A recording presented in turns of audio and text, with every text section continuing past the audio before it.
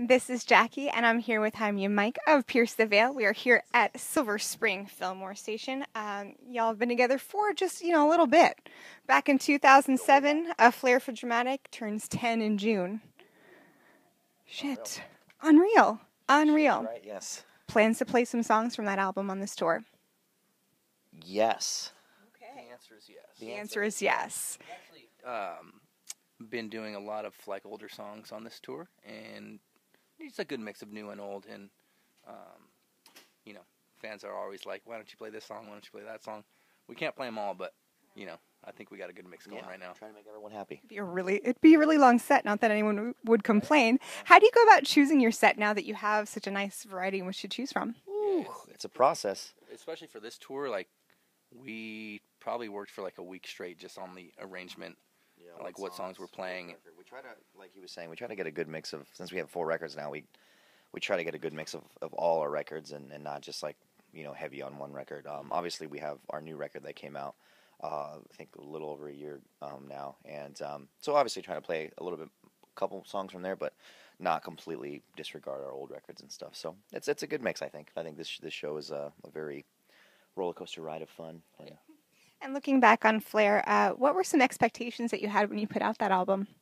Oh, for the first record? Whoa. Oh man, well, That's when the band. yeah, that record was actually me and Vic just before we met Jaime and Tony, and we were kind of just trying to find our sound and trying to find it was our first time recording with the producer, and because we've always just done it by ourselves, so we just spent a lot of time on that, and like we do all our records, and put it out, and then met Tony and Jaime and started touring off of it, and that's pretty much what kicked us off, and from then on it's just been a steady climb, steady hill. So we blame you. No pressure. No pressure. How would you say material on A Flair for Dramatic was different from your band before today? Ooh. Well, I think the first kind of music me and Vic put out with Before Today was a lot of just straightforward like punk stuff mixed with like a lot of our other influences, which was like at the time like Thrice and Thursday and Coheed and stuff like that. And then I think when we did Flair, we definitely mixed a lot of different influences in that record, and it was kind of just all over the place, and that's kind of like how we've always done it. And we just try to fit like all these different styles into one genre, and I guess that's Pierce the Veil. Speaking of different sounds, 2010, you guys were a part of Isles and Glaciers project. I have it on vinyl. Go get it if you can find it. It's really, really good. I don't remember where I found it, but it was like a diamond in the rough. I'm like, I don't care how much it is. I just need it. Yes. Is there a chance it would reboot after the 2014 remixes? I'm gonna go ahead and say probably not, but kind of out of our control. But yeah. Can anyone play those songs? Or would anyone play those songs? I think it's just when you get 3 singers involved that a lot of chefs in the that are all kind of like, doing their own. we're the men. Who's actually the man? But I don't know. It's just kind of a hard thing to do. I posted up asking for fan questions, and they were wondering if you would ever consider doing maybe a one-off performance, say an award show. Perhaps there's something coming up that you might. I would love to, but I don't know. They would love to. We got to make this happen one of these days. Speaking of side projects, whatever happened with the material from Mikey Whiskey Hands? Good old Mikey Whiskey Hands. Yeah, he's going old school. We were playing last night, and where were we last night? Lancaster. And we were about to do like our like acoustic kind of song, and I just hear this guy just scream, "Whiskey Heads!" And I was just like, "Oh God!" That was just a fun thing me and Jaime started doing on tour. He started like just doing some beats on the laptop, and I think I was kind of sick at the time, so my voice was kind of just like super raspy. And low, and I just did like one line, and it sounded like kind of cool. Yeah, we're like, whoa, this actually sounds kind of cool. And then we kind of took it too far. Once we tried to put it. It was never like a serious thing, and at one point we tried to like let's take it's like it's those kind of projects that are like super fun only when it's starting to become more work than it is fun. Then I think that's when we're kind of like, this is not doesn't have the same kind of vibe, you know, because before it was like we would just make these songs in like, you know, half an hour and then be like, oh, this is hilarious, and show our friends like, this is actually kind of good. I'm like, yeah. And then, you know, once you start actually putting a lot of time and effort into it, it becomes more of like, you know, and it's fun, but I don't know. Yeah, Pierce the Veil is just like main priority, and that was just like, let's just stop doing it because it's getting a little out of control. Work sucks the fun out of things sometimes, man. Oh, it's brutal. Just let the man rap. Over the years, you guys have put out songs about breast cancer and depression. May happens to be Mental Health Awareness Month. Fans were wondering what ways you cope when you feel either anxious, stressed, homesick, any sort of negative feeling. I think for us, we kind of always try to surround ourselves with positive people.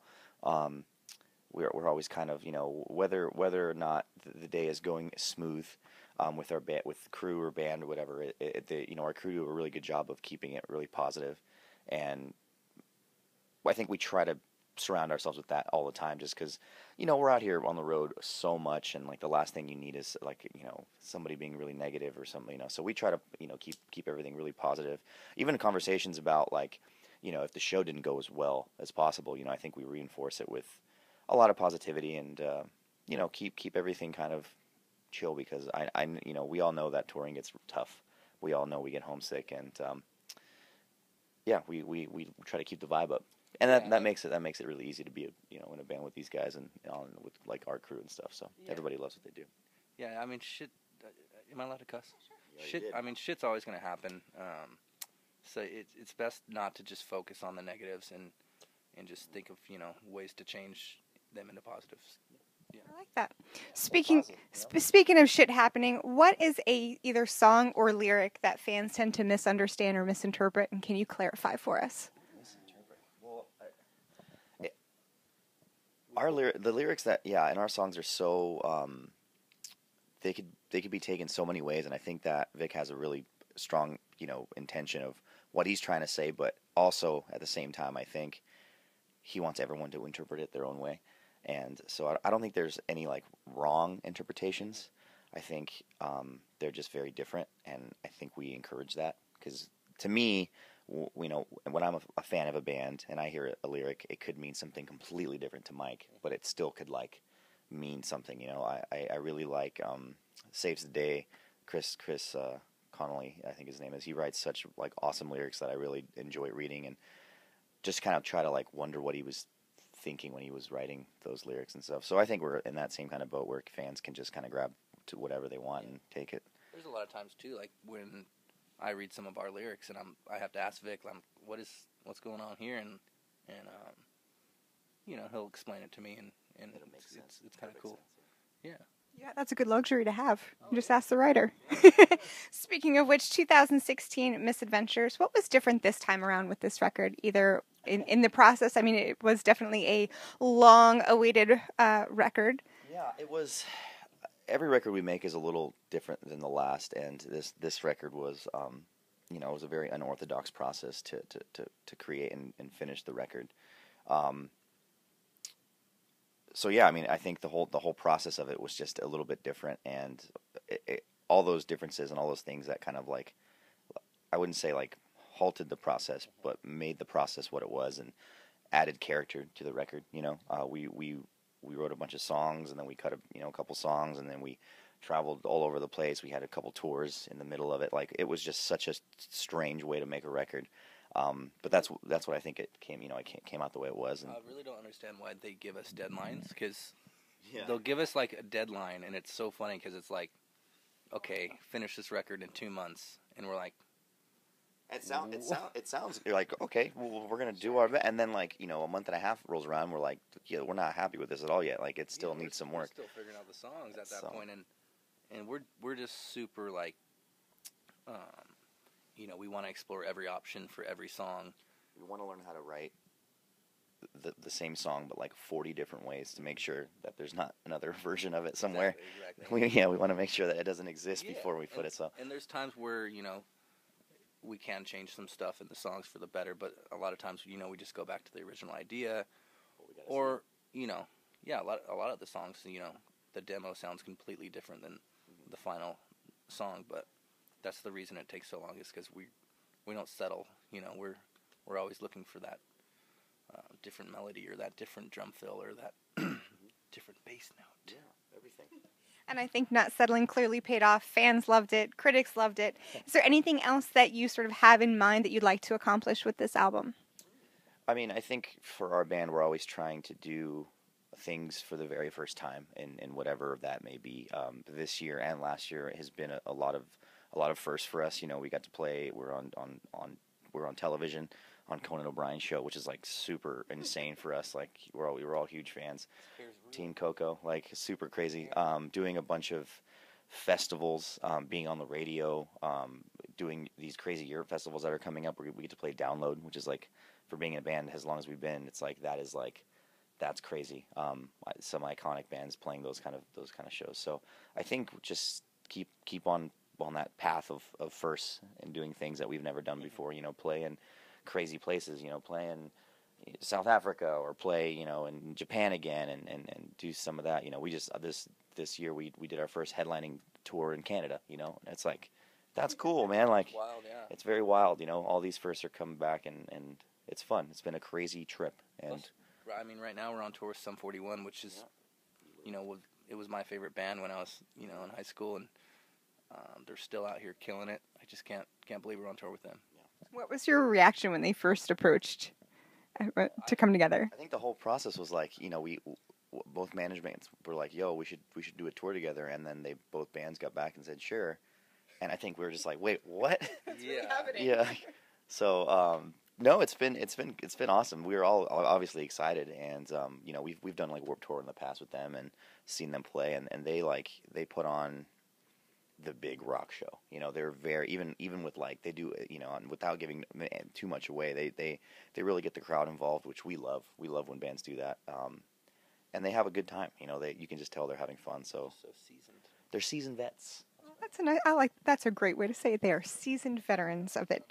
So now, like you said, you're on tour with Sum 41. You recently won Best Underground Alternative Band iHeart Music Awards. Yeah. Underground is an interesting category, but we'll roll with it, right? We'll take it.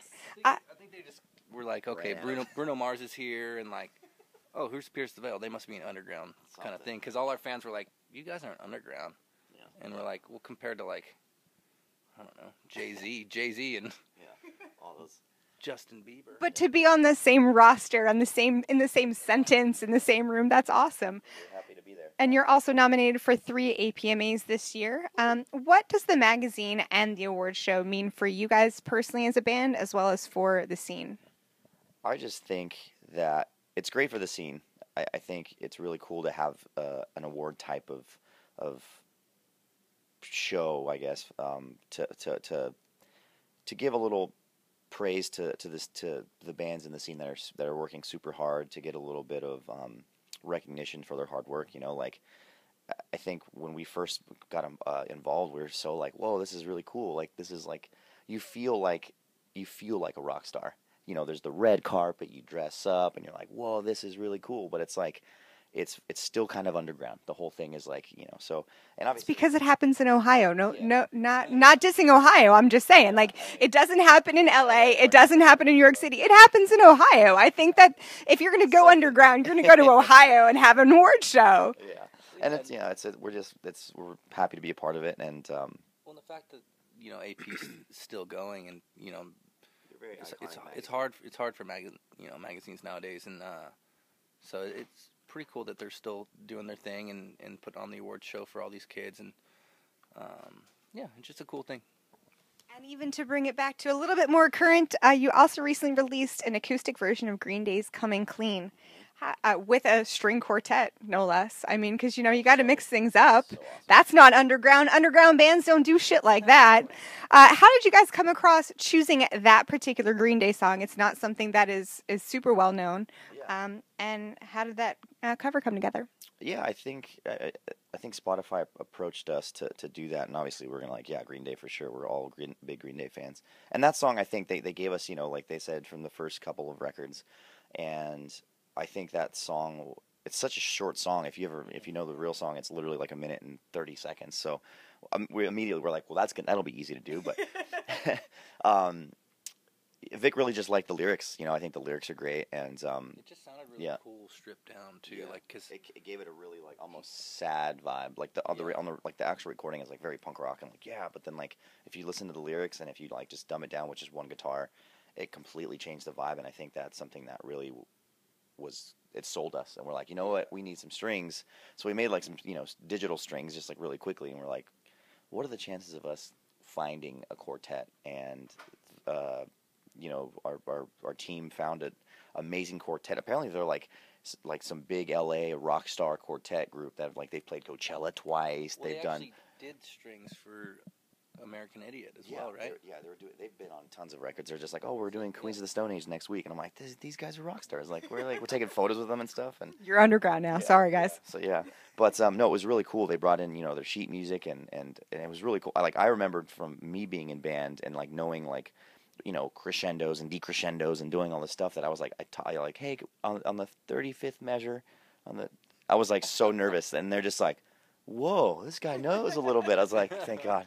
But it was really awesome. They're super like literally we had them for 2 hours, and I think the first 3 minutes they were like they could have been done because they were so good. And then we're like, which isn't the case with what do we do? What do we do? They're like, just tell them to play it a couple more times. We're like, all right, yeah. Yeah, we were working with a producer, and he was like, these guys are so good. I just worked with the string quartet that couldn't tune, like couldn't play. And we were like, oh my goodness. Yeah, so we lucked out with these. They were really great. Like, guys and girls. It was two guys and 2 girls, and they were awesome. Yeah.